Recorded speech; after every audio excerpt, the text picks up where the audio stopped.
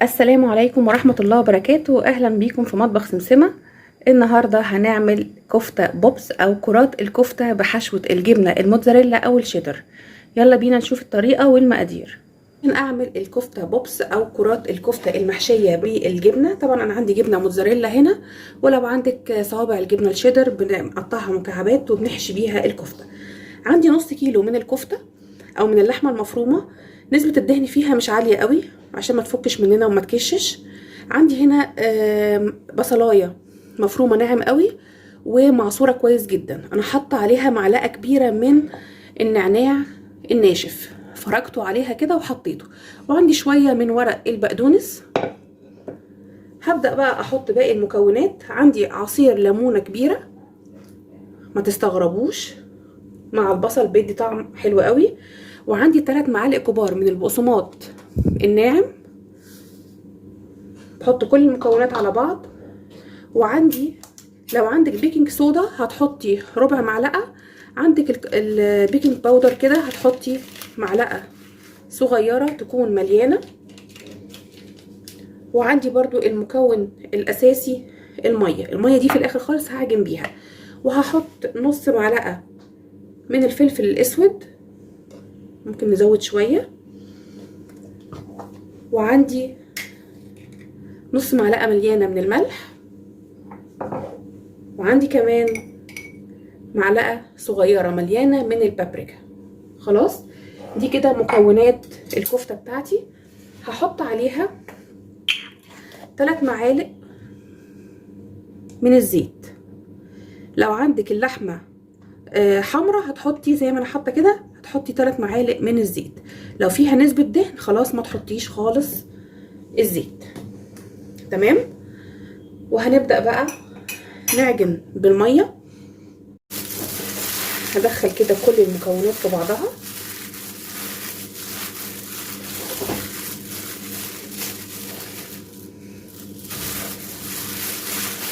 ومادة الربط عندي هتبقى المية، مش هنحط بيض او اي حاجة خالص.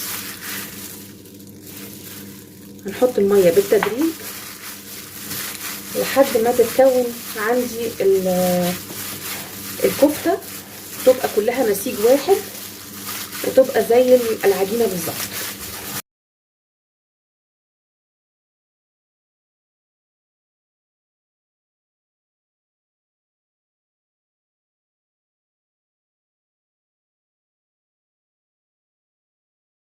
حطيت نص كوبايه الميه على مرحلتين، ودي التالتة اهي. كل ما احط شويه ميه اوصل لحد ما تبقى الكفته ماسكه نفسها كده.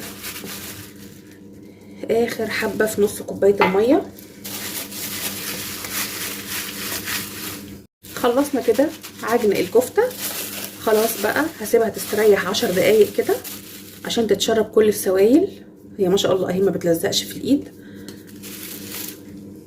جبت شويه من الزيت صغيرين هبدا اكور بيهم الكفته. وعندي هنا عشان احطها في الفريزر بقى، ممكن تستعمليها لتفريزات رمضان، تجهزيها زي ما جهزنا مع بعض البفتيك الاقتصادي باللحمه المفرومه، برضو بيتحط في الفريزر وتطلعيه على التحمير على طول. يدوب ببل ايدي شويه من الزيت وباخد الكفته على قد قبضه ايدي كده او قد البضايه، برق الجوانب شويه كده، وابدا اخد من الجبنه الموتزاريلا بالطريقه دي كده، واقفل عليها كويس واضغط من كل النواحي، يعني ادور واكبس ادور واكبس في الكفته بتاعتي. شايفين بقى الجمال اهي. دي هتخش الفرن على طول. هنرصها كده في الاطباق بتاعتنا.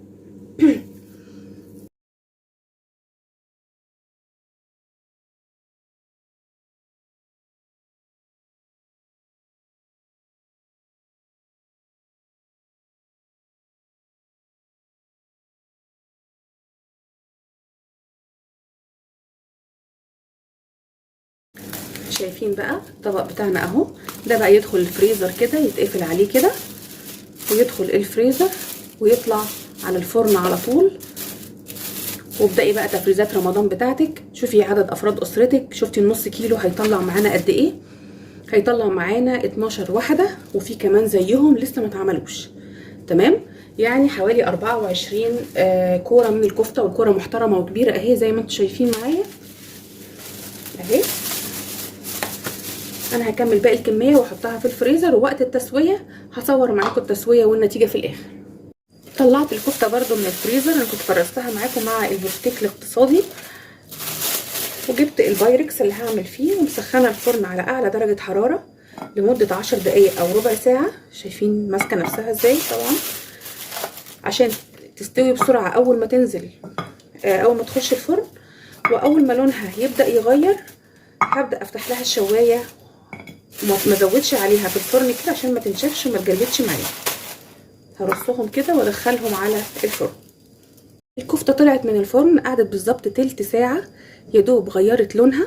وشايفين بقى الطراوه جميله جدا جدا ومستويه وزي الفل، وما جلدتش معانا ولا نشفت خالص. جربيها وان شاء الله هتعجبك.